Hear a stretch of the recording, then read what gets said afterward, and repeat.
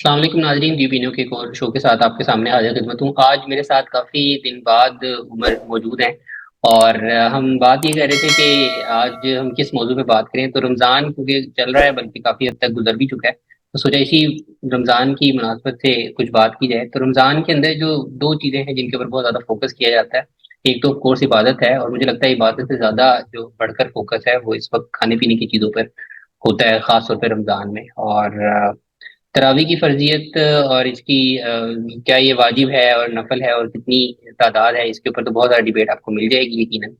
पकोड़े जो हैं इनका क्या अहमियत है रमज़ान के मेन्यू के अंदर, खासतौर पर इफ्तारी में। तो इस पे मैं उमर से बात करने वाला हूँ। उन्होंने मुझसे पूछा था कि जो ये पकोड़ों की फर्जियत है, ये हमने क्यों फर्ज कर ली है हर इफ्तारी के अंदर। तो उमर, आप क्या कह रहे थे, मुझे खुद बताएं नहीं, पहले तो। अच्छा वो जरूरी है। मैं like it was weird feeling, लेकिन मैं रमजान में सोचा करता था लाइक कि रमजान में पकौड़े खाने जरूरी है यार। कि रमजान होता है, पकौड़े स्टार्ट हो गए, लाइक ये तली हुई चीजें स्टार्ट हो गई। और फिर हम अक्सर कहते थे यार रात अफ्तारी कर ली है, पेट बहुत हैवी हो गया, नींद आ रही है, सब चीजें। वो इतना ठोंसते ही हम क्यों है कि हमें इस जरूरत महसूस हो। देखिए अब्दुल्ला, मैं तो इस रमजान के स्टार्ट में मैं सोचा थोड़ा सा कि भाई आप लाइक अगर ओवरऑल देखें तो बहुत सारे लोग ऐसे होते हैं जिन्हें कुछ भी खाने को मिल नहीं रहा होता। अगर आलमी नजर में देखें तो फलस्तीन के अंदर देखें, लोग मुसलमान जो है वो बगैर जो है वो सादो सामान के रोजे गुजार रहे हैं। ये इससे आगे पीछे की बातें हैं, लेकिन अगर हम जनरली बात करें तो हम देखें यार कि हम रोजों के अंदर इतना एहतमाम करने की कोशिश करते हैं जिसकी जरूरत नहीं होती।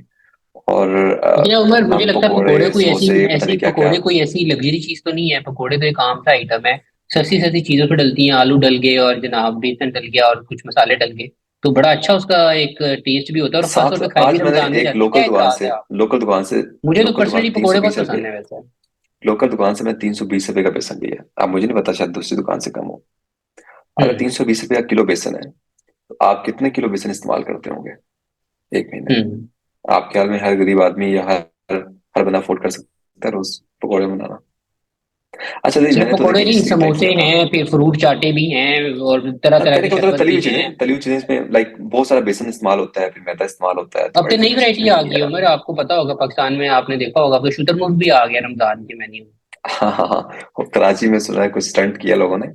मैं तो स्टंट ही कहूंगा उसको, उन्होंने अपनी तरफ से हम्म। शायद फलाही काम करने हम्म। की कोशिश की है। लेकिन ठीक। देखिए अब्दुल्ला, देखें पकोड़ों पे आते हैं, हाँ आप जी। टू बी ऑनेस्ट बताएं कि अगर हम हाँ। रात के वक्त सहरी में या इफ्तारी में हम्म। सॉरी सिर्फ खाना खाएं और पानी से रोजा इफ्तार करें और आपने खजूर खाएं, तो इसमें कोई कोताही है? रमजान रमजान क्या रोकता है आपको इससे? कोई यार उसमें दो ममानियत है चीजें इसमें हैं। इस्लाम में?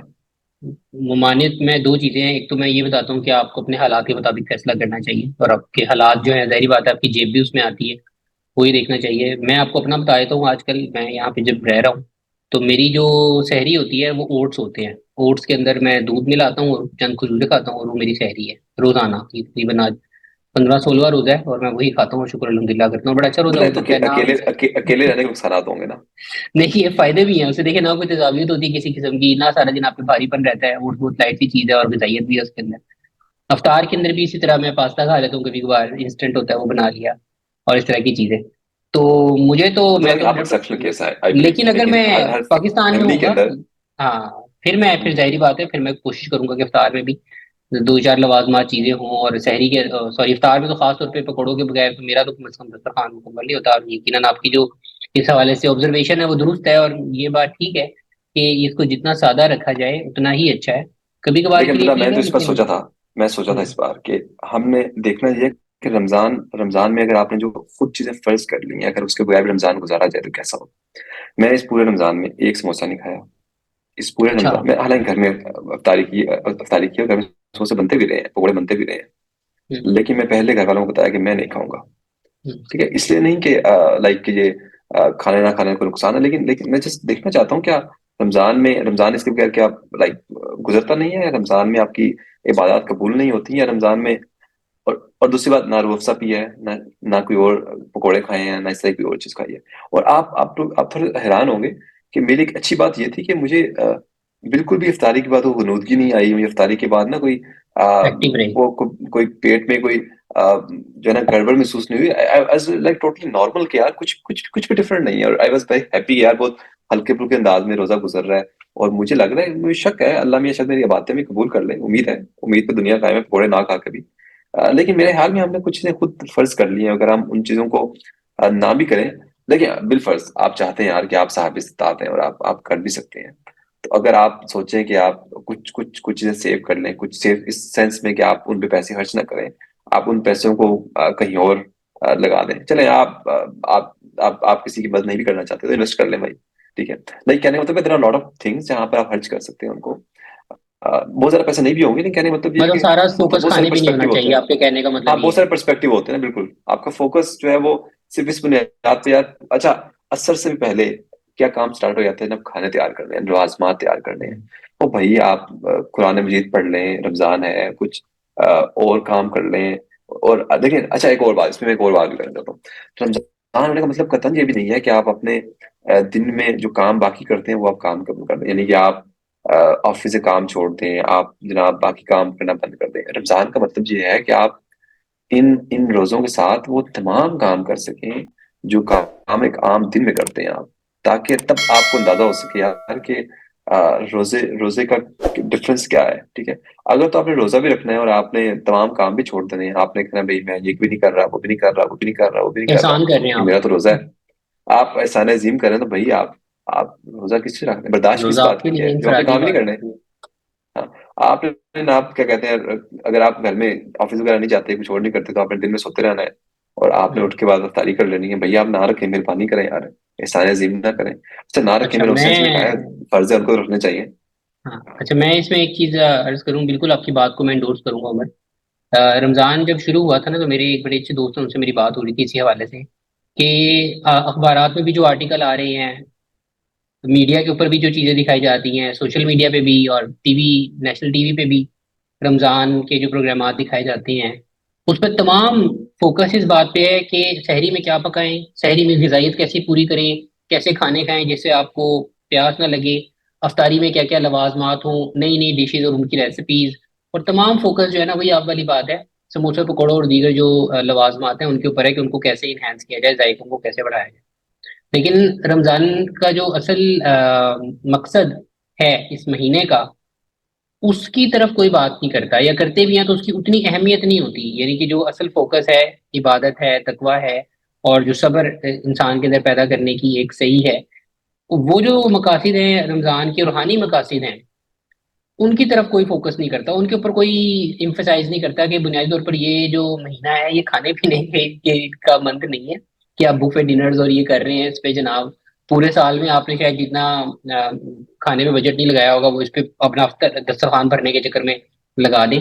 बल्कि ये जो महीना है ये इबादत का, ये जो पूरे साल में जो इबादत में कमी और कोताही रह गई है, वो इधर आप पूरी करें, क़यामुल लैल की सूरत में, कुरान पाक वैसे पढ़ने की सूरत में, अच्छी जो इबादत है उनको करने की सूरत में, नवाफिल पढ़ने की सूरत में। और जो आप वाली बात थी वही कि सब्र और जो भूख और प्यास है उसको बर्दाश्त करना, और उन लोगों का एहसास करना जिनके पास ये नेमतें नहीं है, तो इसको तमाम उस फिक्र के साथ गुजारा जाए, ना कि खाने की और पकौड़ों और समोसों की फिक्र के साथ गुजारा पता है जाए। क्या? आजकल आजकल रमजान जो है ग्रेजुअली लाइक छोटा होता जा रहा है, छोटे दिन छोटे हो रहे हैं, मौसम ठंडा हो रहा है। अब तो वो गर्मी की शिद्दत, अब तो वो भूख का इतना वो उतनी जरूरत भी नहीं है।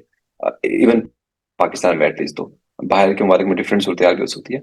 लेकिन आपको जब इतनी जरूरत भी नहीं है तो आप क्यों क्यों उन चीजों पे इन्फोर्स कर रहे हैं जिनकी अच्छा मैं बाकी यहाँ पे रमजान में जरूरत नहीं है, और रमजान उसके बगैर भी हो सकता है। यहाँ पे ना मैं एक और चीज आपके सामने रखूंगा कि जो रमजान का जो असल अब ये रोजा है, सौम से है, अरबी लफ्ज। अब रमजान तो हम अपने इसमें कहते हैं इसको, तो सौम जो लफ्ज है, और रोजा रखने वाले को या रोजादार को अरबी में साइम कहा जाता है। तो अच्छा, इसका जो मफहूम है ना उमर, अरबी जुबान के इस वर्ड सौम या साइम का, वो ये है कि जो साइम बुनियादी तौर पर अरब उस घोड़े को कहते थे कि वो घोड़ा ले जाते थे और उसको ना सहरा में खड़ा कर देते थे ट्रेनिंग के लिए, और वहां पर उसको बहुत देर तक खाना और पानी वगैरह नहीं मिलता था, और वो बहुत दौड़ लगाता था, काफी वहां पे कसरत करता था। और क्योंकि अरब का एक माहौल है वहां पे, पुराने वक्तों में जंगें जिस तरह हुआ करती थी अरब सहरा के अंदर, गर्मी शदीद तपिश, तो वो उस जानवर को उस लड़ाई के लिए, उस जंग के लिए तैयार करना का जो मकसद होता था ना, तो जब वो जानवर पूरा उस ट्रेनिंग के प्रोसेस से गुजर जाता था, उस भूख और प्यास के प्रोसेस से गुजर जाता था, और वो देर तक जंग में खड़ा रहने वाला बन जाता था, निढाल होकर गिरता नहीं था मैदान जंग में, तो जब वो इस काबिल हो जाता था ना जानवर, तो उस मखसूस जानवर, उसको घोड़े को साइम कहा जाता है कि अब ये साइम हो गया है। यानी वो जो उसकी कैटेगरी है वो साइम हो गई है, यानी कि साइम उस घोड़े को कहा जाता है जो भूख और प्यास बर्दाश्त कर सकता है और जो मैदान ट्रेनिंग जंग हमारी भी में जारी है। दूर तक दौड़ सकता है। जी हाँ, तो असल में उसको साइम कहा जाता था। तो ये आप सौम का लफ्ज देख लें, ये उसी से है कि बिनाई तौर पर मुसलमानों को भी वो ट्रेन करते हुए, भूख और प्यास सब्र बर्दाश्त की ट्रेनिंग से गुजारते हुए, और खुदा ताला की जो इबादत है और जो रूहानियत है उसके अंदर वो सही और काविश करते हुए अपने आप को इतना मजबूत और तवाना कर ले कि वो अपना असल मकसद जिंदगी जो है वो उसको पूरी उम्र फिर याद रखे। और वो जो ये प्रैक्टिस है रोजे रमजान के महीने में वो जो करता है भूख और प्यास की और सब्र की और अच्छे कामों की, बुनियादी तौर पर ये पूरे साल के लिए की जाने वाली प्रैक्टिस है, ये सिर्फ इन एक महीने के लिए नहीं है। लेकिन वही बात है जहां से हमने शुरू किया था इस एपिसोड को, कि सारा फोकस शिफ्ट होकर अब खाने और दीगर लवाजमात की तरफ है। हम ये नहीं कहते कि रब की नेमतें जो है हमको छोड़ दें, उनसे मुंह मोड़ लें, वो भी अच्छी बात है। लेकिन इसके साथ साथ जो रमजान का असल मफहूम और इसका मकसद है उसको भी अपने जहनों में, दिलों में ताज़ा रखने की जरूरत है। और आप कुछ मजीद कहना चाहेंगे इस पे? बिल्कुल देखें, जब तक आप क्या कहते हैं ना फोकस चेंज नहीं करेंगे ना, उस वक्त तक आप फैसला नहीं कर पाएंगे कि आप क्या चीज़ अचीव करना चाह रहे हैं। तो आप यकीन करें कि हम्म। वही बात अव्वल में बात की है कि आपके तमाम रोजे अल्हम्दुलिल्लाह और इंशाल्लाह इन तमाम जाती फर्ज की चीज़ों के बगैर भी कबूल हो जाएंगे। बट आपको देखने की जरूरत है कि आपकी प्रायोरिटीज क्या है। अगर तो आपकी प्रायोरिटी खाना ही है, तो फिर रमजान का मकसद शायद बहुत दूर रह जाएगा, कहीं आप शायद उसको जी। अचीव ना कर पाए। तो अगर आप सिर्फ रमजान का पर्पज अचीव करना चाहते हैं, तो इबादत पे फोकस कीजिए, उन चीज़ों में फोकस कीजिए जिनमें इंसान की अहमियत है। उन चीज़ों में फोकस ना कीजिए जहां पर सिर्फ आपको अपना पैसे को जितलाना या फिर आपको बताना कि आपके दस्तरखान बढ़ जाएं और आप सब लोगों को बता सकें कि जनाब हमारे दस्तरखान पर फलां फलां चीज़ें मौजूद हैं। या फिर आप बुफे डिनर्स में शामिल हो सकें जहाँ पर हम्म। आप 2,000 से लेकर 5-10,000 तक एक बंदे का पे करें और बताएं कि जनाब हमने आज बुफे डिनर किया है। पता लगे हम्म। वक्त और पैसा और खाना आप जाया करके आ रहे हैं। तो रमजान इस चीज का नाम नहीं है। तो आई थिंक रमजान पे फोकस करने की जरूरत है हम सबको। बहुत शुक्रिया उमर। नाज़रीन, आज हमने आपके सामने बात की है, रमज़ान रुक के आधा गुजर चुका है। हम ये चाहते हैं कि आप तमाम भी इन तमाम चीज़ों के हवाले से अपना पर्सपेक्टिव जो है वो अपने सामने रखें, मकसद रोज़े का अपने सामने रखें, और खुदा के नेमतों से भी साथ साथ लुत्फ़ अंदोज़ हों। ज़रूर बताइएगा ये शो आज का कैसा लगा। आज के लिए बस इतना ही। अल्लाह ने के बाद।